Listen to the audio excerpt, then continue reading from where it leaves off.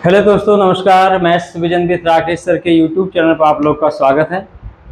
आज finally rule 4 Lagrange's differential equation of first order का rule 4 बताने जा रहे हैं। आज ये थ्योरी समझाने में 4 या 5 मिनट लगेगा। एक चीज़ मैं और बता दूं, पहली बात तो स्क्रीनशॉट ले लीजिए।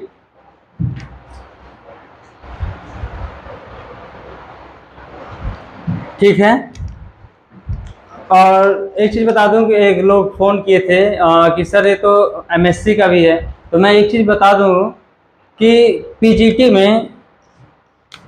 में कुछ पार्ट क्या होता है, एमएससी का होता है। लेकिन कहीं कहीं देखिए, मैं इलाहाबाद यूनिवर्सिटी से पढ़ा हूं, तो इलाहाबाद यूनिवर्सिटी में एमएससी में पार्शियल डिफरेंशियल इक्वेशन पढ़ाया जाता है।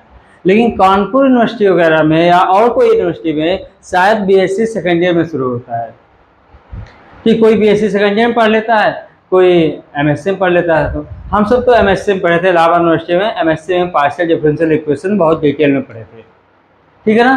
तो पार्शियल डिफरेंशियल इक्वेशन जितना हम पढ़ा रहे हैं, चाहे वो बीएससी सेकेंड ईयर किसी भी यूनिवर्सिटी, कानपुर यूनिवर्सिटी या किसी का भी हो, अगर इतना पढ़ ले जाएगा तो 70 से 80% तो समझ जाएगा कि हमें करना क्या है। कहने का मतलब कि बेस यहाँ से एकदम मजबूत हो जाएगा। कुल मिला के यही सब पढ़ाया जाता है, बस उसमें थोड़ा जल्दी जल्दी पढ़ा देते हैं। यहाँ पर हम आराम से एक एक स्टेप आप लोग को बताते चल रहे हैं। दूसरी बात ये है कि ये तो बता दिया, आज मान लीजिए बता देते हैं, 1-2 क्वेश्चन लगवा देंगे। उसके बाद कल और परसों 2 दिन कम से कम 10-10 मतलब 20 क्वेश्चन जितना अभी तक पढ़ाया, origin of partial differential equation से और linear differential equation of first order से जितना भी क्वेश्चन यूपी पीजीटी में या और किसी स्टेट में आया होगा, तो हम सारे क्वेश्चन कल और परसों में हम अटेम्प्ट करेंगे, ठीक है ना। और उसके बाद शुरू करेंगे नॉन लीनियर डिफरेंशियल इक्वेशन और चारपित मेथड से सॉल्व करेंगे। और भी जो भी होगा देखा जाएगा। अभी तो पार्शियल डिफरेंशियल इक्वेशन चल रहा है, उसके बाद हम अनसॉल्व भी लगवाएंगे। बस आप लोग का सिर्फ और सिर्फ सपोर्ट चाहिए। सपोर्ट का मतलब कि आप लोग सब्सक्राइब करिएगा, लाइक करिएगा, कमेंट करिएगा और शेयर करिएगा। चलिए स्टार्ट करते हैं। कल हमने रूल 3 पर डिस्कस किया गया था।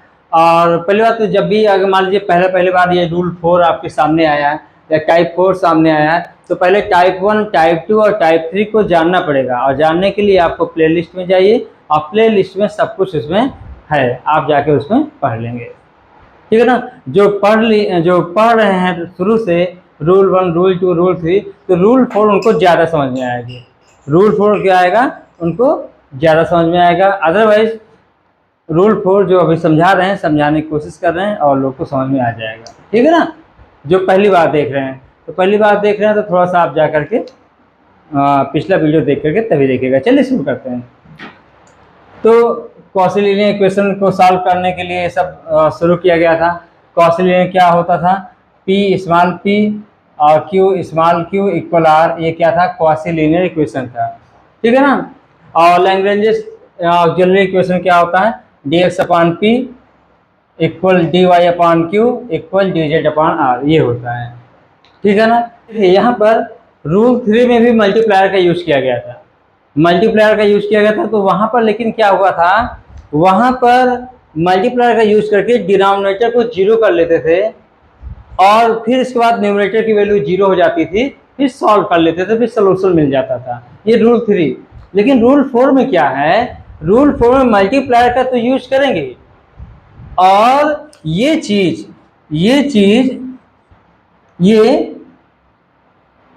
और ये, इसे क्या कहेंगे न्यूमरेटर, इसे क्या कहेंगे denominator.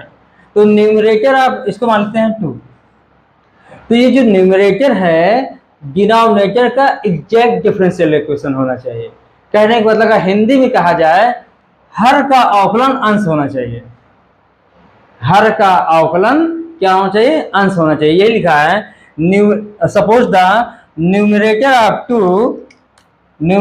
2 is exact differential of the denominator of 2। अगर हिंदी में बात किया जाए, इसका हिंदी शुद्ध हिंदी बोला जाए, तो यहाँ पर हर का अवकलन इसका अवकलन, इसका डिफरेंशिएशन क्या हो, अंश हो, इसका डिफरेंशिएशन क्या हो, अंश हो, तो हम इसको आराम से क्या करेंगे, इंटीग्रेट करके आप क्या करते हैं, सॉल्यूशन लेते आएंगे। बात समझ में आ नहीं आया? आप लोग सोच रहे होंगे, देखिए अच्छा एक मिनट, जैसे ये देखिए यहाँ मान लीजिए क्या लिखा हुआ साइन एक्स और यहाँ लिखा हुआ मान लीजिए कॉस एक्स। अगर यहाँ कॉस एक्स को टी मानेंगे तो कॉस एक्स का डिफरेंशिएशन क्या होता है, माइनस साइन एक्स, या और ले लीजिए, छोड़िए ले लीजिए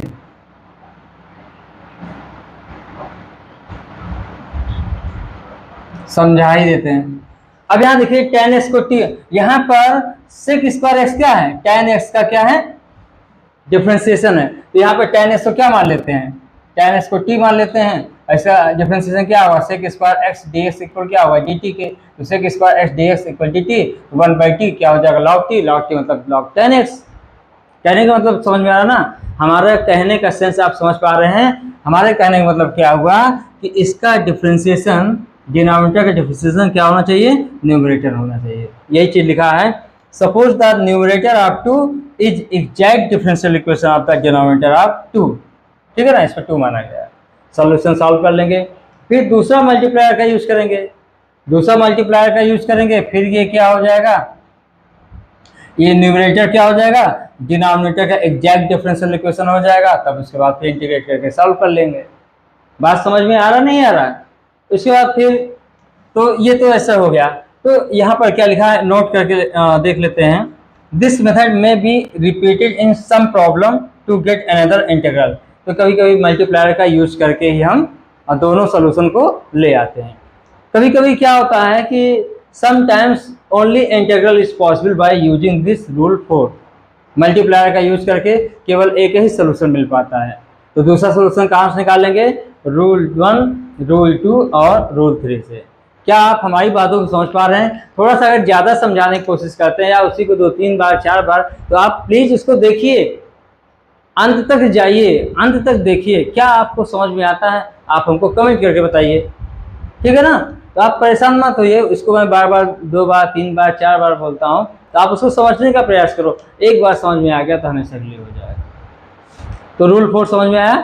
1 मिनट में क्या करना है, मल्टीप्लायर का यूज करना है। मल्टीप्लायर का यूज करेंगे, इस तरह यूज हो जाएगा कि जो डिनोमिनेटर है ये क्या हो जाएगा, न्यूमरेटर क्या हो जाएगा, डिनोमिनेटर का क्या हो जाएगा, एग्जैक्ट डिफरेंशियल हो जाएगा। एग्जैक्ट जब डिफरेंशियल होगा तो आप उसको क्या करेंगे, सॉल्व कर लेंगे, ठीक है ना। अभी क्वेश्चन पर आते हैं तो समझ में आएगा। और तो हमने पढ़ दिया है, बाकी आप नोट्स बना लीजिएगा। चलिए शुरू करते हैं क्वेश्चन पर। चलिए ये क्वेश्चन है आपके सामने, अब इस क्वेश्चन को सॉल्व करना है। तो रूल 1, रूल 2, रूल 3 के साथ सॉल्व करेगा, हो सकता ना आए, हो सकता आ भी जाए, तो ठीक है। तो रूल 3 में क्या होता था, डिनोमिनेटर 0 होता था। लेकिन यहाँ देखिए कैसे सॉल्व करें। पहले बात तो आप लैग्रेंज ऑक्सिलरी इक्वेशन लिखा जाए, तो capital P plus P capital Q into Q equal क्या होगा, कैपिटल R। तो लैग्रेंज ऑक्सिलरी इक्वेशंस dx अपान P y plus Z, dy अपान जेड प्लस एक्स, dz अपान एक्स प्लस वाई। तो कैंसिल रूल 1 से है, तो रूल 1 में कैंसिल नहीं होता है। यहाँ पर कोई वेरिएबल मिसिंग नहीं है, तो फिर कैंसिल भी नहीं हो रहा है यहाँ पर। रूल 1, रूल 2, रूल 3 तो लगेगा नहीं, और रूल 4 ही लगेगा, और रूल 3 भी लग सकता है। तो प्रयास करिए, प्रैक्टिस करिए, है ना। तो चलिए पहले रूल 4 का ही क्वेश्चन है, इसलिए रूल 4 को सॉल्व कर देते हैं। रूल 4 की हेल्प से ही सॉल्व कर रहे हैं। तो यहाँ मल्टीप्लायर का यूज करना है।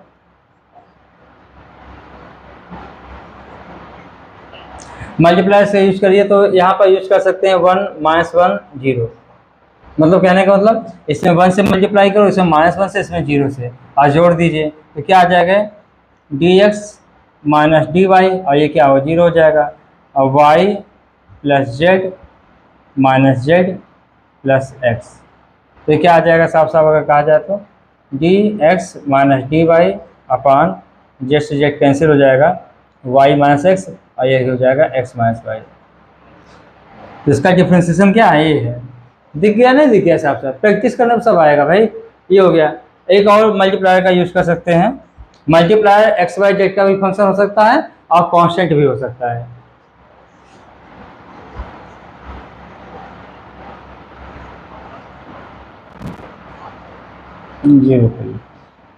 D x minus D y, आपकी बात d Y minus D z कर लेते हैं। जब इसको करेंगे तो क्या आ जाएगा, D Y minus D Z upon Z plus X minus X plus Y. तो ये क्या आ जाएगा, D Y minus D Z upon X cancel, Z minus Y या माइनस कम ले लेते हैं, वाई माइनस जेड। बात समझ में आया। एक मल्टीप्लायर और यूज कर लेते हैं, 1 1 1 क्या आ जाएगा, D X plus D Y plus D Z upon 2 times X plus Y plus Z. सब आपस में क्या है, इक्वल है। ठीक है ना, समझ में आया ना यहाँ। तो ये हो गया well known principle of algebra से, ये सब हो गया। सब ये आपस में इक्वल हैं, ये 1 है, ये 2 है, ये 3 है, ये 4 है। ठीक है ना। तो फ्रॉम 2 3 एंड 4 तो क्या आया, D x minus D Y upon minus of x minus Y, D of Y minus D Z upon minus Y minus Z, और D X plus D Y plus D Z upon 2 times X plus Y plus Z. बात समझ में आ रहा है। तो चलिए इसको equation मान लेते हैं, 5 मान लेते हैं। तो टेकिंग फर्स्ट 2 फ्रैक्शन, क्या होगा, d x minus D Y upon minus of x minus Y, d Y minus D Z upon minus of Y minus z. ये माइनस माइनस कैंसिल हो जाएगा। अब इसका डिफ्रेंसिएशन क्या होता है, ये होता है, इसको टी मान लो। जब इसको टी मानोगे तो क्या होगा, एक्स माइनस वाई को टी, तो d x minus D y equal d t के। एक्स माइनस वाई को टी मानोगे तो d x minus D y equal क्या हो जाएगा, डी टी के। तो इसकी जगह पर डी टी हो जाएगा और बाई टी हो जाएगा, तो 1 बाई टी, डी टी क्या होगा, लॉग टी। 1 बाई टी का इंटीग्रेशन क्या होता है, लॉग टी। तो क्या कर देते हैं, इंटीग्रेटिंग डायरेक्ट कर देते हैं, क्योंकि आप लोग इतना तो जानते ही हैं। इंटीग्रेट करेंगे तो क्या होगा, ये लॉग एक्स माइनस वाई हो जाएगा, और इधर ले आओ इसका तो क्या होगा, minus log y minus z हो जाएगा, इक्वल लॉग क्या लिख देते हैं, C1। तो ये क्या आ जाएगा यहाँ पर, x minus Y upon Y minus Z equal क्या होगा, C1। एक सोल्यूशन तो ये आ गया। बात समझ में आ रहा ना। अब इसके बाद हम क्या करेंगे, यहाँ पर इसको लिख लिए होंगे, लिख लीजिए इसको और आगे बढ़ते हैं। अब देखिए अगला क्या लेते हैं, taking first and third fraction of equation 5। तो यहाँ क्या हो जाएगा, D x minus D Y upon minus of x minus Y equal क्या हुआ, D X plus D Y plus D Z upon 2 times X plus Y plus Z. इधर इसको ले आओ, ये क्या हो जाएगा, इधर ले आइए तो आ जाएगा 2 times D x minus D Y upon X minus Y plus D X plus D Y plus D Z upon X plus Y plus Z equal क्या होगा, जेड। अब इंटीग्रेट कर देंगे, इंटीग्रेट करेंगे तो 2 टाइम्स इसका क्या हो जाएगा, एक्स माइनस वाई को टी मान लेंगे तो ये क्या हो, लॉग एक्स माइनस वाई हो जाएगा। इसको टी मान लेंगे तो ये ऊपर वाला आ जाएगा, log x plus Y plus Z equal क्या हो जाएगा, लॉग C2 हो जाएगा। तो यहाँ से ये क्या बनेगा, इसको ले सकते हैं एक्स माइनस वाई का होल स्क्वायर लॉग ऑफ, क्योंकि m log m power n log m होता है, लॉग हो जाएगा, यहाँ प्लस है तो ये इंटू हो जाएगा, x plus Y plus Z equal क्या होगा, लिख देते हैं लॉग, यहाँ क्या हो लॉग C2 हो जाएगा। तो मतलब यहाँ कंपेयर कर लीजिए, एक्स माइनस वाई का whole square x plus Y plus Z equal क्या हो जाएगा, C2। इसका मतलब क्या होगा, देयरफॉर जनरल सोल्यूशन क्या होगा, जनरल सोल्यूशन इज आएगा phi of x minus Y upon Y minus Z, X minus Y का whole square, x plus Y plus Z equal 0। बात समझ में या नहीं आया? ये हो गया।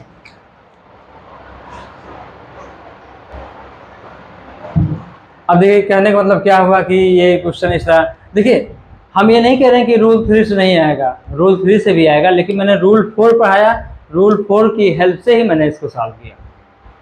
अब आप लोग कहेंगे सर रूल 1 लगेगा कि रूल 2 लगेगा, तो ये प्रैक्टिस पर ही डिपेंड करेगा, साफ साफ दिख जाएगा कभी कभी। इतना प्रैक्टिस अगर 8-10 क्वेश्चन कर लिया जाएगा तो प्रैक्टिस हो जाएगी कि रूल 1 लगाया जाए, कि रूल 2 लगाया जाए, कि रूल 3, कि रूल 4 लगाया जाए। ठीक है ना? थोड़ा सा हम शुरुआत में कोशिश करते हैं कि थोड़ा सा 2 बार 3 बार 4 बार 5 बार समझाने की, तो आप लोग हड़बड़ाई नहीं, आप लोग बस ज़्यादा ज़्यादा 15 से 20 मिनट बनेगा, तो क्या आप 15 से 20 मिनट नहीं दे सकते हैं किसी चीज़ को समझाने के लिए? अगर आप की समझ में आ जाएगा 15 मिनट देखने पर, तो इससे बढ़िया क्या होगा? ठीक है, तो अगर हमारे यूट्यूब चैनल पर अगर आप नए हैं तो सब्सक्राइब कर लीजिए और अपने दोस्तों को शेयर करिए, और सभी दोस्त लाइक करें, कमेंट करें और सब्सक्राइब करें, शेयर करें। ठीक है, तो मिलते हैं नेक्स्ट वीडियो में। Thank you so much.